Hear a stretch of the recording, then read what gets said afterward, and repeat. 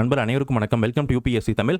நான் முதல்வன் UPSC prelims scholarship எக்ஸாம்க்கான notification வந்து release பண்ணியிருக்காங்க. இதை பற்றி நம்ம கம்ப்ளீட்டாக நம்ம வந்து பார்க்கலாம். இது வந்து தமிழ்நாடு அரசோட ஸ்கீம். இந்த ஸ்கீம் மூலிமா இது ஒரு எக்ஸாம் கண்டக்ட் பண்ணுவாங்க. அந்த எக்ஸாம் வந்து நீங்கள் கிளியர் பண்ணிட்டீங்க அப்படின்னா மாதம் தோறும் 7,500 ரூபாய் உங்களுக்கு வந்து பணம் கொடுப்பாங்க. சரிங்களா? 10 மாதத்துக்கு இந்த ஸ்காலர்ஷிப் அப்படின்றது கொடுப்பாங்க.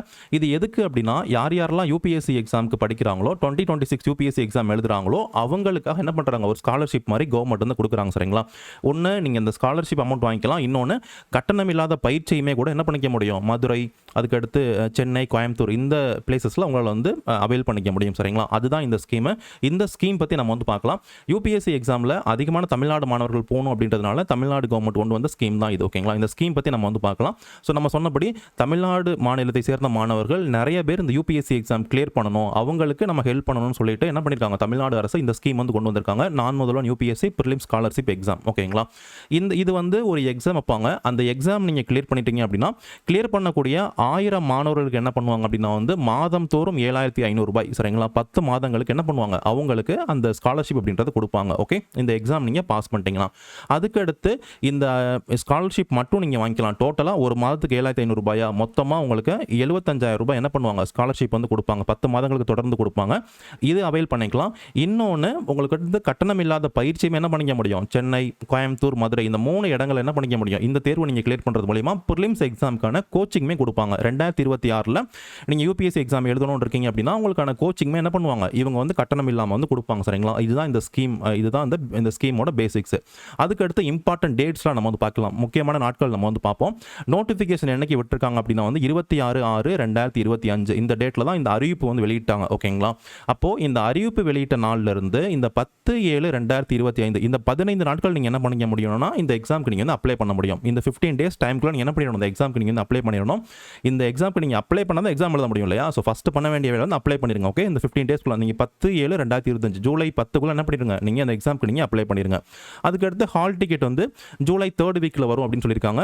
எக்ஸாம் என்னைக்கு நடக்கும் அப்படின்னா வந்து 26/7/2025. சரிங்களா? இந்த டேட்டில் காலை 10 மணிலேருந்து 12 மணி வரைக்கும் உங்களுக்கு 2 hours எக்ஸாம் அப்படின்றது நடக்கும். ஓகே, இந்த எக்ஸாமுக்கு என்ன படிக்கணும் இது எல்லாமே நம்ம இந்த காணொலியில் நம்ம வந்து பார்க்கலாம். சிலபஸ்லாம் நம்ம வந்து பார்ப்போம். ஓகேங்களா? இம்பார்ட்டன்ட் டேட்ஸ் வந்து இதுதான். இதை நீங்கள் நோட் பண்ணிக்கோங்க.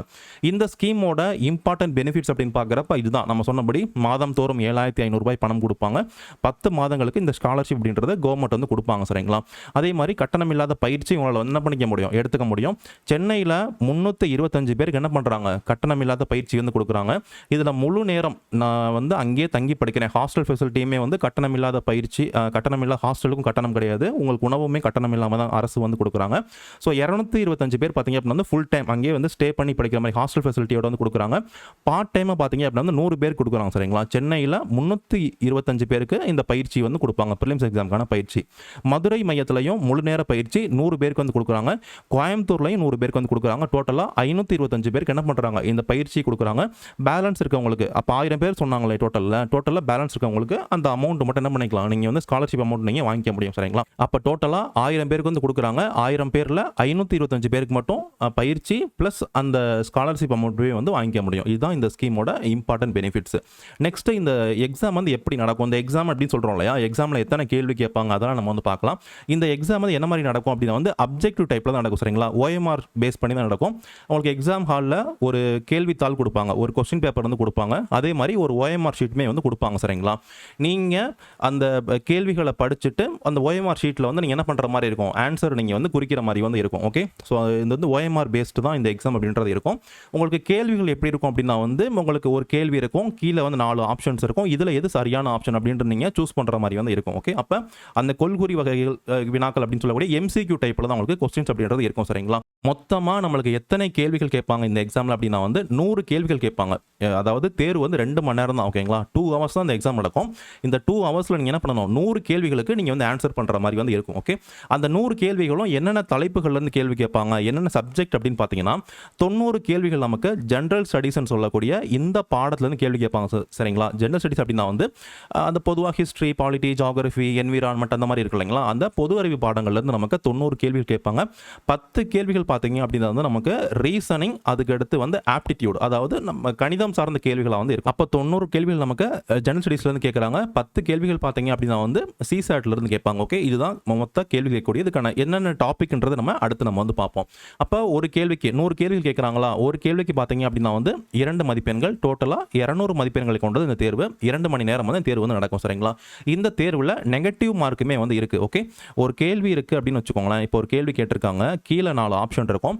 இப்போ ஏ தான் சரியான ஆப்ஷன் அப்படின்னு வச்சுக்கோங்களேன். இதுதான் வந்து கரெக்ட் ஆன்சர் அப்படின்னா, நீங்கள் சரியான ஆப்ஷனை சூஸ் பண்ணிட்டீங்க அப்படின்னா வந்து உங்களுக்கு அந்த கேள்விக்கான முழு மதிப்பெண் கொடுத்துருவாங்க. 2 மார்க் வந்து உங்களுக்கு வந்து கொடுத்துருவாங்க. சரிங்களா? 2 மார்க்ஸ் வந்து கொடுத்துருவாங்க. ஸோ அதில் பிரச்சனை இல்லை.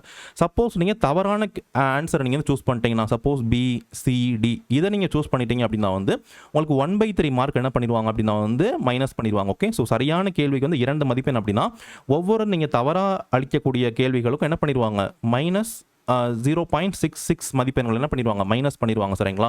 சப்போஸ் நீங்கள் அட்டன் பண்ணவே இல்லை அப்படின்னா எந்த மதிப்பெண்களும் உங்களுக்கு வந்து எதுவுமே பண்ண 0 மார்க் தான் உங்களுக்கு வந்து கொடுப்பாங்க. ஓகே, உங்களுக்கு மதிப்பெண்கள் கொடுக்கவும் மாட்டாங்க, குறைக்கவும் வந்து மாட்டாங்க. ஓகே, அப்போ நீங்கள் தவறான விடைகள் என்ன பண்ண முடியாது, இதுலையுமே கொடுக்க முடியாது. நெகட்டிவ் மார்க் இருக்குது அப்படின்றத நீங்கள் தெரிஞ்சுக்கோங்க. ஓகேங்களா? ஸோ நெக்ஸ்ட் வந்து ஸ்ட்ராட்டஜி வீடியோ நம்ம அடுத்து வரக்கூடியதில் நம்ம வந்து பார்ப்போம், எப்படி படிக்கலான்றதை பார்ப்போம். அதில் நான் டீட்டெயிலாக நான் சொல்கிறேன். ஓகேங்களா?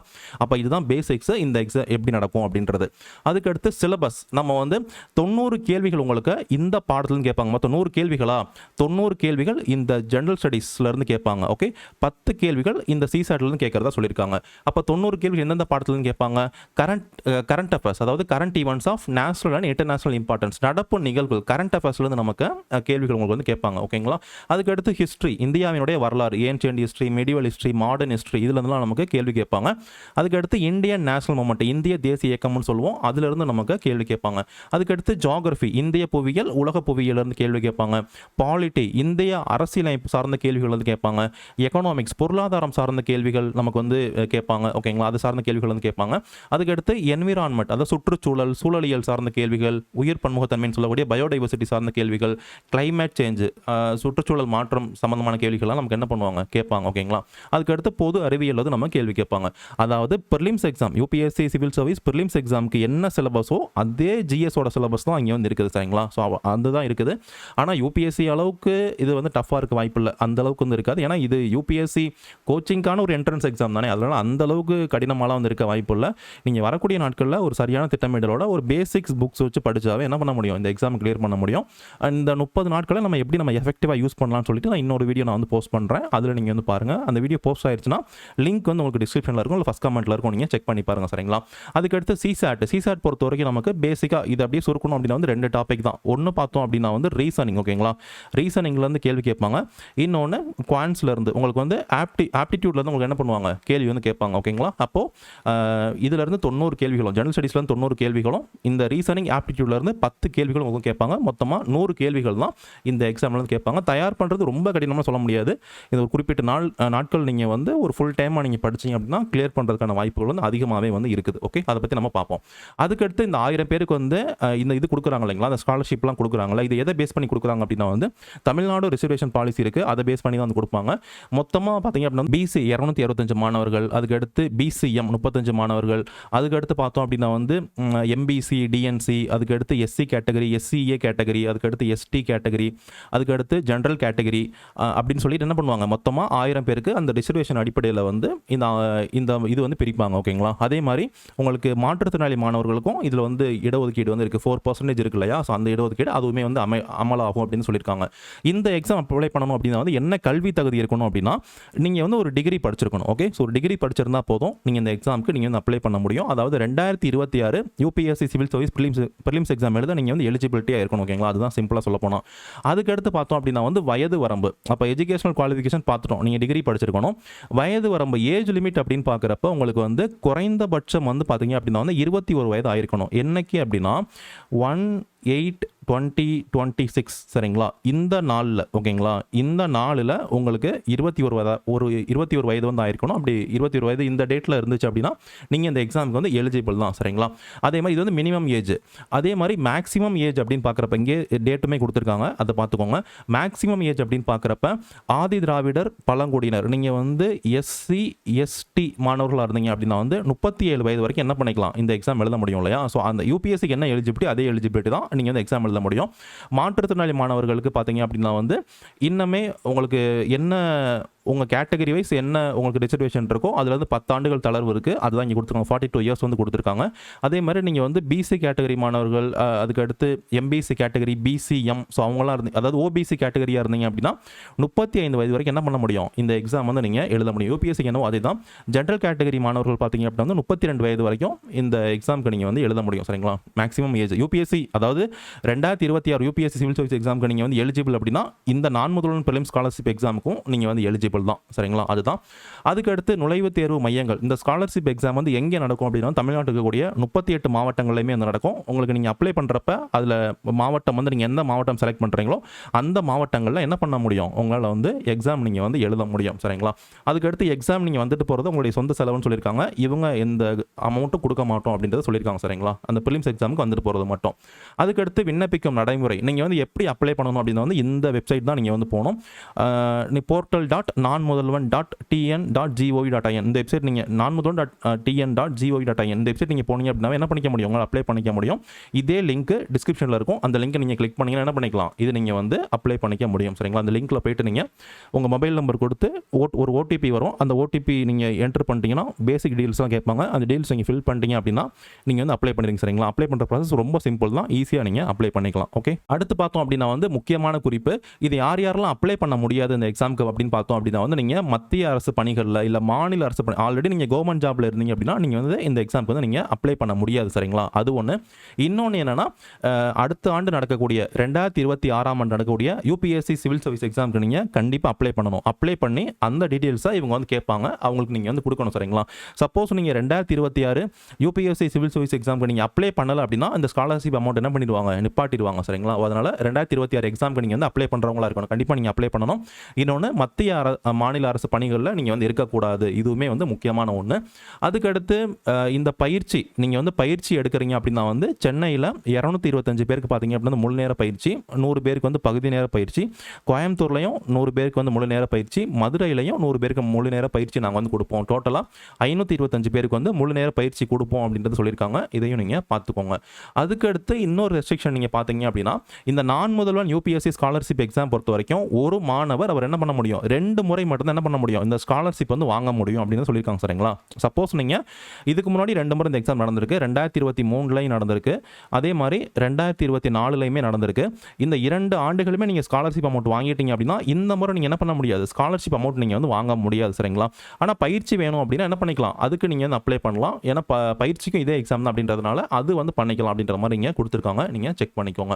நெக்ஸ்ட் பார்த்தோம் அப்படின்னா வந்து ஸோ அதுதான் இந்த இதுக்குமே, அதாவது இந்த கட்டணம் இல்லாத பயிற்சிக்குமே கூட பார்த்தீங்க அப்படின்னா வந்து ரிசர்வேஷன் வந்து இருக்குது. அதன் அடிப்படையில் இங்கே வந்து ரிசர்வேஷன் வந்து படி கொடுத்துருக்காங்க. ஸோ சென்னையில் முழு நேர பயிற்சி 225, பகுதி நேர பயிற்சி 100 பேருக்கு, கோயம்புத்தூரில் முழு நேர பயிற்சி 100 பேருக்கு, மதுரையிலேயும் முழு நேர பயிற்சி 100 பேருக்கு இங்கே ரிசர்வேஷன் அடிப்படையில் எத்தனை பேர்னு கொடுத்துருக்காங்க. இதையுமே நீங்கள் பார்த்துக்கோங்க. மாற்றுத்திறனாளி மாணவர்களுக்கும் 4% இடஒதுக்கீடு இருக்குன்றதை கொடுத்துருக்காங்க. இதையுமே நீங்கள் செக் பண்ணிக்கோங்க. அடுத்து பார்த்தோம் அப்படின்னா வந்து சென்னையில் கோச்சிங் போகிறவங்க மட்டும் பார்த்தீங்க அப்படின்னா வந்து ஒரு முறை ஒரு டெபாசிட் மாதிரி 3000 rupees கொடுக்கணும் அப்படின்னு சொல்லியிருக்காங்க. அது ரீஃபண்டபிள் தான். அதையுமே இங்கே மென்ஷன் பண்ணியிருக்காங்க. சரிங்களா, அதுக்கு அடுத்து பயிற்சி நேரம். நீங்கள் வந்து ஃபுல் டைம் பயிற்சிக்கு போகிறீங்க அப்படின்னா உங்களுக்கு எவ்வளோ நேரம் பயிற்சி இருக்கும், கிளாஸஸ் நீங்கள் அட்டன் பண்ணுறீங்க, எவ்வளோ நேரம் கிளாஸ் இருக்கும் அப்படின்னா வந்து காலை 10 மணிலேருந்து மாலை 5 மணி வரைக்கும் உங்களுக்கு வந்து பயிற்சி இருக்கும் அப்படின்னு கொடுத்துருக்காங்க. சரிங்களா, ஓகே. நீங்கள் முழு நேர பயிற்சி அப்படின்னா காலை 10 மணிலேருந்து 5 மணி வரைக்கும் உங்களுக்கு முழு நேர பயிற்சி அப்படின்றது இருக்கும். சப்போஸ் நீங்கள் பகுதி நேரம், நீங்கள் வந்து பார்ட் டைம் கிளாஸ்க்கு நீங்கள் போகிறீங்க சென்னையில் அப்படின்னா ஈவினிங் 6 PM-லேருந்து 8 PM வரைக்கும் உங்களுக்கு என்ன இருக்கும், கிளாஸ் அப்படின்றது இருக்கும். சாட்டர்டே சண்டே பார்த்தீங்க அப்படின்னா வந்து ஃபுல் டைம் கிளாஸ் மார்னிங் 10:30லேருந்து ஈவினிங் உங்களுக்கு 5:30 வரைக்குமே கிளாஸ் இருக்கும் அப்படின்னு கொடுத்துருக்காங்க. முழு நேர பயிற்சிக்கு தேர்ந்தெடுக்கக்கூடிய மாணவர்களுக்கு கட்டணமற்ற பயிற்சிக்கு கட்டணம் இல்லை. அதே மாதிரி தங்கும் விடுதிக்கும் என்ன கிடையாது, கட்டணம் அப்படின்றது கிடையாது. உணவும் என்ன பண்ணுவாங்க, கட்டணம் இல்லாத உணவுமே வந்து அளிப்போம் அப்படின்றது சொல்லியிருக்காங்க. சரிங்களா, அதே மாதிரி சப்போஸ் நீங்கள் சென்னையில் மட்டும்தான் பகுதி நேர பயிற்சி இருக்குது, சென்னையில் பகுதி நேர பயிற்சி எடுத்தீங்க அப்படின்னா அவங்களுக்கு விடுதி வசதியெல்லாம் வந்து கொடுக்க மாட்டோம் அப்படின்னு சொல்லியிருக்காங்க. ஓகேங்களா, பகுதி நேர பயிற்சி அப்படின்னா விடுதி வசதி வந்து கிடையாதுன்றதை இங்கே மென்ஷன் பண்ணியிருக்காங்க. நீங்கள் பார்த்துக்கோங்க. ஸோ நெக்ஸ்ட்டு உங்களுக்கு இதில் ஏதாச்சும் டவுட் இருக்குது, உங்களுக்கு அப்ளை பண்ணுற ப்ராசஸ்லையோ இல்லை வேறு ஏதாச்சும் உங்களுக்கு வந்து சந்தேகங்கள் இருக்குது அப்படின்னா நீங்கள் என்ன பண்ணிக்கலாம், நீங்கள் இவங்க நான்-முதல்வன் டீம் நீங்கள் வந்து காண்டாக்ட் பண்ணலாம். அந்த காண்டாக்ட் நம்பர் இங்கே வந்து கொடுத்துருக்காங்க. நீங்கள் இவங்கள செக் பண்ணி பாருங்கள். அப்படி மெயில் அட்ரஸ் இருக்குது, மெயில் ஐடி மூலியமாக நீங்கள் என்ன பண்ணிக்கலாம், நீங்கள் வந்து அவங்களுக்கு மெசேஜ் பண்ணி நீங்கள் மெயில் பண்ணிவிட்டு அவங்கள்ட்ட நீங்கள் என்ன பண்ணிக்க முடியும், உங்களுடைய சந்தேகங்களையோ இல்லை அது உங்களுக்கு என்ன தீர்வு வேணுமோ அதை அவங்கள்ட்ட வந்து நீங்கள் வந்து கேட்க முடியும். சரிங்களா, ஓகே. ஸோ இதெல்லாம் நீங்கள் வந்து பார்த்துக்கோங்க. இதுதான் இம்பார்ட்டன்ட் நோட்டிஃபிகேஷன் பொறுத்த வரைக்கும். இந்த நோட்டிஃபிகேஷனுடைய PDF உங்களுக்கு வந்து டிஸ்கிரிப்ஷனில் இருக்குது, நீங்கள் வந்து செக் பண்ணி பாருங்கள். ஸோ நம்மளுடைய சேனலை நீங்கள் இன்ஸ்டாகிராம்லேயும் ஃபாலோ பண்ணிக்கோங்க. இன்ஸ்டாகிராம் நிறைய போஸ்ட் போடலாம் அப்படின்னு இருக்கோம். அதே மாதிரி டெலகிராமில் நிறைய இம்பார்ட்டன்ட் போஸ்ட்டு உங்களுக்கு டெய்லியுமே நியூஸ் பேப்பர் என்ன படிக்கணும் எல்லாமே நம்ம வந்து போஸ்ட் பண்ணுறோம். நீங்கள் டெலகிராமில் ஜாயின் பண்ணிக்கோங்க. இதான் என்னுடைய நம்பர். சந்தேகங்கள் இருக்குது அப்படின்னா நீங்கள் எனக்கு வாட்ஸ்அப் பண்ணுங்கள். ஓகேங்களா? வேறு சந்தேகங்கள் இருக்குது அப்படின்னு நீங்கள் கமெண்ட் பண்ணுங்கள். Thank you friends.